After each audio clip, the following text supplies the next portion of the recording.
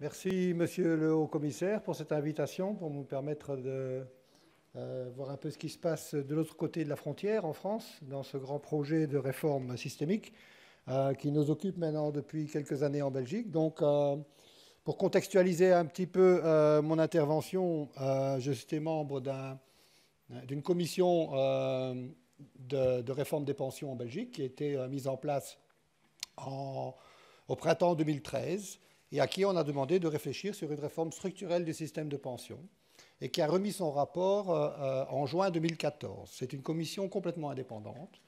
C'est une commission faite d'académiques, de hauts fonctionnaires, des compétences assez variées. On a des gens en actuariat, des économistes, des sociologues, on a des femmes, on a des hommes. Donc, comme à la Belge, on essaie d'équilibrer dès la Constitution, parce que la composition, évidemment, d'une telle commission est très importante. Obligation de départ, c'est d'aboutir à un consensus. Donc, hors de question de remettre un rapport des 12 membres de la commission si un des seuls membres ne signe pas le rapport. Donc, ça impose une certaine discipline, évidemment. Alors, le président de la commission, ce n'est pas anodin non plus, était l'ancien ministre des Pensions, socialiste, Frank van den Broek. Donc, il y a aussi une expérience qui a mis en place le système de pension par capitalisation au deuxième pilier en Belgique, avec une dimension sociale importante.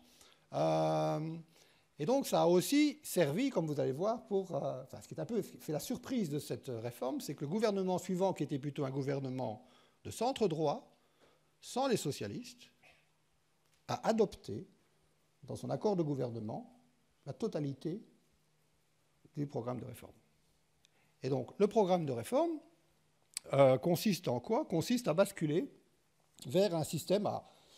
Je ne dirais pas de changer, si vous voulez, le logiciel du système de pension, parce que ça peut faire peur, mais en tout cas, de mettre à jour le système de calcul de pension, le logiciel de calcul de pension. C'est plus un upgrade qu'un basculement complet vers un nouveau système, parce que ça fait peur.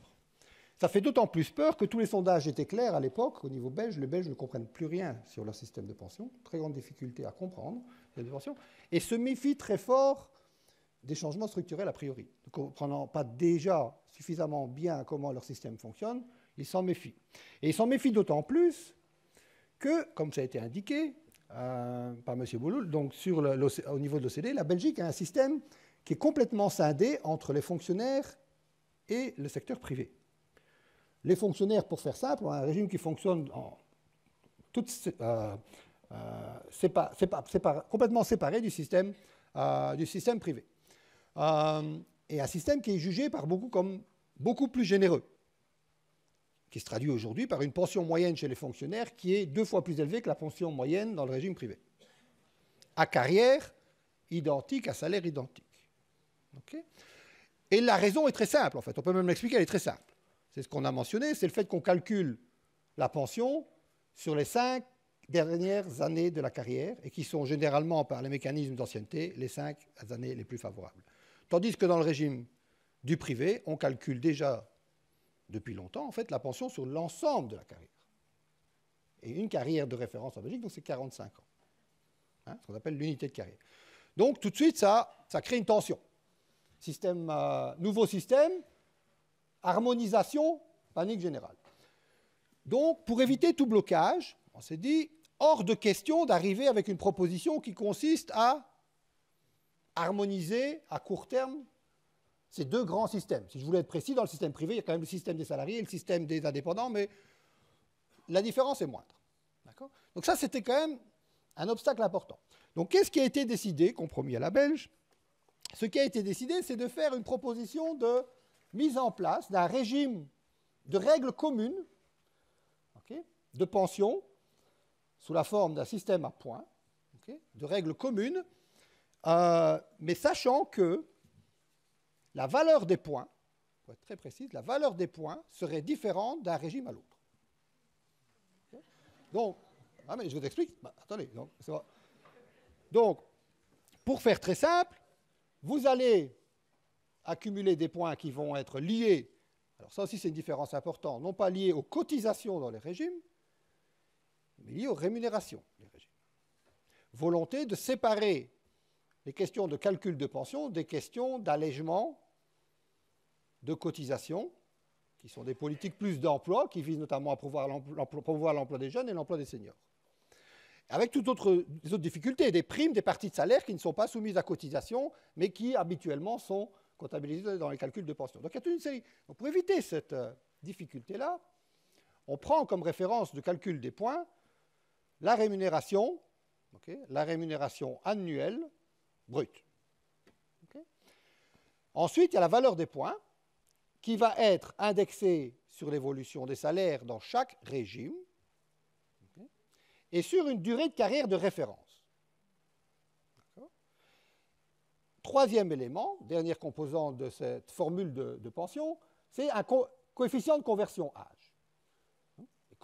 Coefficient de conversion âge, tout ce qu'il fait, c'est simplement introduire vos taux d'abondement, comme vous appelez ça, enfin décote ou surcote, en fonction d'un départ anticipé ou reporté par rapport à un âge de référence. Et vous allez tout de suite voir un petit peu, parce que je vais insister sur les innovations, en quelque sorte, ici, parce que jusque-là, il n'y a pas de grande innovation. Sauf peut-être que vous avez des valeurs de points différentes selon le régime où vous êtes. Attendez, je vous vois. OK? Alors, je vous explique. Le gros problème, en fait, et une des raisons pour laquelle une réforme a été demandée, ça vient de l'administration elle-même.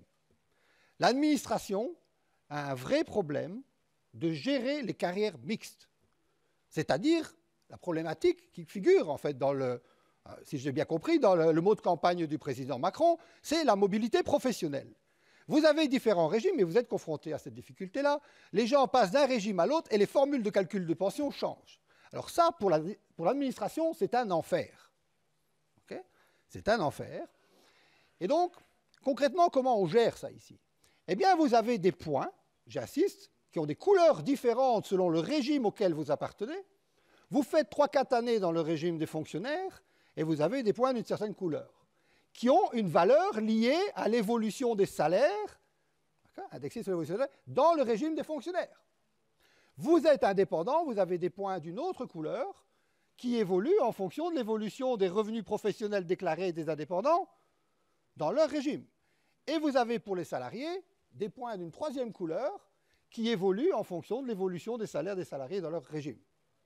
OK?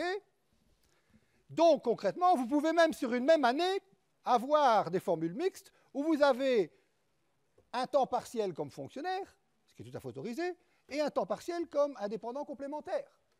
Et vous avez vos boules de couleurs différentes, ça vous donne, ça crée des droits de pension que vous pouvez convertir à la fin. OK? Bon, ça, c'est la première chose, c'est tenir compte de la diversité. Ne pas rentrer, si vous voulez, dans une formule uniforme. Donc, le problème est plus ou moins réglé. Vous allez me dire, mais alors on va très clairement voir les différences de traitement entre régimes, parce qu'évidemment, ça va se voir au travers de la valeur du point.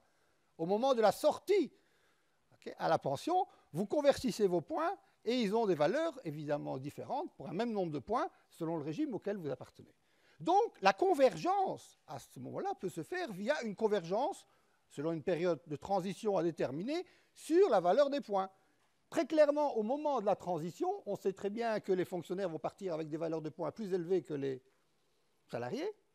Et donc, on peut mettre en place des coefficients d'harmonisation, si vous voulez, on dit sur 5 ou 10 ans, mais ça dépend un peu du leadership, si je puis dire, des gens qui portent la réforme. Parce que ça, c'est une condition très importante pour un succès d'une réforme, c'est d'avoir non seulement un sentiment d'urgence, mais en plus des gens qui portent la réforme. Eh bien, ici, au moins, quelque part, la valeur des points joue comme un rôle de prix, si vous voulez, implicite sur l'accumulation des droits de pension. Alors, quelle est la deuxième autre nouveauté? La deuxième autre nouveauté, c'est un basculement des conditions d'âge vers des conditions de carrière. Pour faire très simple, la manière dont je vends, si je puis dire, la formule aux syndicats et aux partenaires sociaux en général, et au grand public, c'est de dire, dorénavant, ce n'est plus l'âge du véhicule qui va importer, et qui détermine quand vous remplacez votre véhicule, mais c'est le kilométrage du véhicule. Et donc, concrètement, il y aura égalité de traitement, non pas sur l'âge de départ à la pension, ce qui est tout à fait injuste, je vais vous expliquer tout de suite, il y aura égalité de traitement sur la durée de cotisation. Tout le monde sera soumis à une même durée de cotisation. Alors, en quoi ça a une dimension sociale très importante?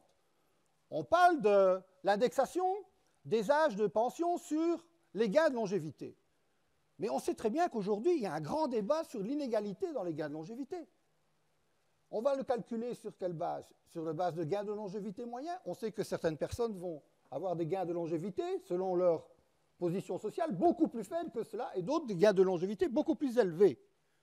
Hein? Les dernières études américaines ou même anglaises vous donnent des écarts entre le premier décile socio-économique et le dernier, qui sont de l'ordre de 5 à 6 ans. Attention. Et donc, ici, comment on peut corriger cela? On peut corriger cela en ayant justement une condition de carrière unique, identique pour tous. Ce qui impliquera que les gens qui commencent plutôt leur carrière, qui sont souvent les moins qualifiés, on parlait ce matin des apprentis ouvriers, par exemple, qui commencent plutôt leur carrière, qui ne font pas d'études supérieures, peuvent partir, s'ils commencent 5 ans plus tôt leur carrière, ils peuvent partir 5 ans plus tôt sans aucune forme de décote. Donc l'âge de suppression de la décote sera basé non pas sur l'âge d'anniversaire, mais sera basé sur la durée de cotisation requise, et qui est la même pour tous. Donc on va faire une correction actuarielle, si vous voulez, non pas sur base d'un âge identique pour tous, mais sur base d'une déviation par rapport à la durée de carrière requise. OK? Ça, c'est le coefficient de conversion d'âge. Et donc, on essaie d'une certaine manière, comme on ne peut pas discriminer, vous comprenez bien, on sent tout de suite, ça va être bloqué, cette forme de discrimination, des corrections actuarielles, comme dans les comptes notionnels, sur base de soit des écarts entre hommes et femmes ou des écarts entre peu qualifiés et faibles qualifiés, on le fait indirectement en faisant une correction actuarielle sur base d'un âge normal de prise de la retraite. Et l'âge normal de prise de la retraite est celui qui est déterminé sur base de votre âge de départ de carrière, ajouté de la durée de carrière requise. Est-ce clair? Donc, vous avez là, quelque part, je dirais, la substance même de cette réforme. Alors, je viens devant vous très enthousiaste, mais en fait, je devrais être beaucoup plus modeste, parce qu'au départ, il y avait une forme d'engouement pour cette réforme. J'étais même surpris que, sauf un parti, tous les partis avaient en quelque sorte adhéré à cette proposition. Les partenaires sociaux, les employeurs étaient très favorables, les représentants des indépendants très favorables. Du côté des fonctionnaires, on ne grinchait pas trop. Mais petit à petit, lorsqu'on rentre dans les détails, okay, on commence à se rendre compte des difficultés.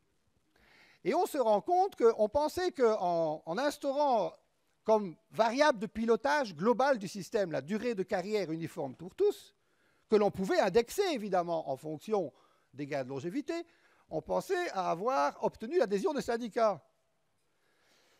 Mais l'opposition est venue d'un endroit tout à fait inattendu pour nous, du côté syndical. Elle est venue du fait qu'il y a une très grande incertitude sur l'évolution de la valeur du point.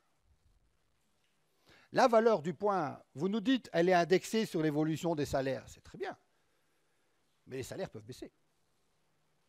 Vous nous dites, elle est indexée sur la durée de carrière de référence. C'est très bien, mais si la durée de carrière de référence augmente parce qu'il y a des gains de longévité, on demande aux gens de prester quelques années supplémentaires, on augmente, on indexe de certaine manière les durées de cotisation. Qu'est-ce que ça a pour effet? De réduire la valeur du point. Hein, ce qui signifie qu'il faut travailler 1 ou 2 années en plus pour maintenir notre pension. C'est une forme d'engagement, si vous voulez, conditionnel. Conditionnel, hein, une pension complète à condition, hein, un taux de remplacement donné à condition de faire la carrière complète qui, elle, est une variable qui peut s'ajuster progressivement. Alors là, ça a commencé à poser problème au niveau syndical, puisqu'on avait une rupture totale avec notre système de prestations définies. On atteignait l'âge de la pension, on avait une garantie sur le taux de remplacement. Maintenant, vous êtes en train de nous dire qu'on va accumuler des points, mais nous n'allons pas manger des points, monsieur. Donc nous voulons des euros. Donc le jour où on va devoir convertir ces euros, on a une incertitude sur la valeur de cet euro. On a même la possibilité qu'on nous demande de travailler plus longtemps, mais que la valeur du point baisse tellement que vous vous retrouviez avec une pension plus faible qu'auparavant. Et donc, ça, c'est le fameux slogan syndical, qui est quand même aussi un slogan très puissant. Travailler plus pour gagner moins, ce n'est pas un bon moyen de vendre votre réforme. Et c'est comme ça qu'à l'heure actuelle, la plus forte opposition, en fait, les syndicats s'opposent au gouvernement et leur seul argument d'opposition, le vrai argument d'opposition, et nous allons vivre des grèves comme vous très prochainement, c'est cela. C'est même pas le système au point, c'est la valeur du point. Alors, le ministre en charge des pensions a trouvé une solution de dernière minute. Alors ça, moi, je me méfie toujours des solutions de dernière minute. D'accord ? Mais il a trouvé une parade. Quelle est la parade? C'est de dire, eh bien, nous allons décider dans la loi que la valeur du point ne pourra jamais baisser. Ah! Mais ça, il faut quand même réfléchir si c'est faisable. Okay? Mais donc, son idée, alors, je vous fais un peu d'état des discussions, c'est vraiment tout récent. Hein, donc, nous-mêmes, au conseil académique, on n'était pas au courant. Donc, on découvre ça dans la presse. Ah, tiens, ça, c'est nouveau. Rigidité à la baisse de la valeur des points. Ça pose déjà question, puisque si on veut allonger les durées de carrière, normalement, la valeur du point doit s'ajuster à la baisse. D'accord ? Donc, on va devoir faire, si vous voulez, des compensations. Il va falloir rattraper, en quelque sorte, la générosité que vous donnez en mauvaise période, là, ou lorsque la valeur du point devrait baisser, soit parce que les salaires stagnent et que la durée de carrière augmente. Il va falloir récupérer ça. Et donc, on peut le faire, mais il faut faire des mécanismes de lissage avec des effets de cliquet. Mais il faut simuler tout ça, bon sang. Et je vais terminer par... je pense que j'ai épuisé mon temps, donc je termine par... Non, mais j'aime bien venir un peu par là. Le dernier point, non, parce que là, je pense qu'on a quelque chose d'assez intéressant. Il y a une contrainte dans la réforme systémique. La contrainte, c'est la contrainte d'information. Vous ne disposez pas aujourd'hui des données de carrière des fonctionnaires, par exemple, au-delà de 6 mois, puisque vous calculez les pensions des fonctionnaires sur les 6 derniers mois. Donc, comment allez-vous faire pour convertir votre système actuel dans son équivalent en points, sans connaître tout l'historique de carrière et des salaires de la personne? Et a fortiori, ses cotisations.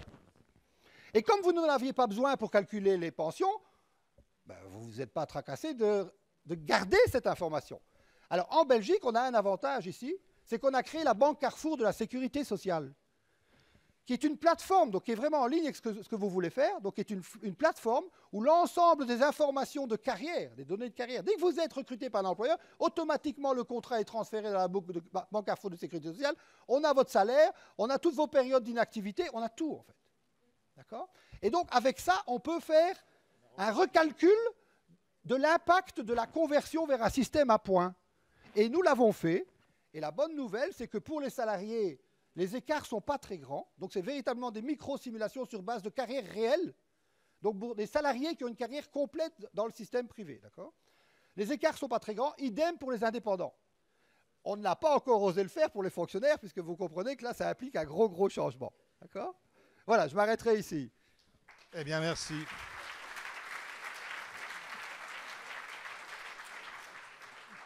Bien. On a préféré donner la parole à nos amis étrangers, ou en tous les cas pour exposer les systèmes étrangers. Et il ne nous reste malheureusement pas de temps pour vous donner la parole à vous, qui avez sans doute beaucoup de questions à poser, si on veut effectivement tenir les délais, et notamment que le haut-commissaire puisse s'exprimer avant que vous ne partiez. Donc, je dois passer la parole maintenant à Madame Oriane Mancini pour que Madame Ruellan puisse venir nous expliquer. Je vais passer directement la parole, Monsieur Absolument. le sénateur, à Rolande Ruellan, présidente du comité d'histoire de la sécurité sociale. Allez-y, Madame, je vous en prie, c'est à vous.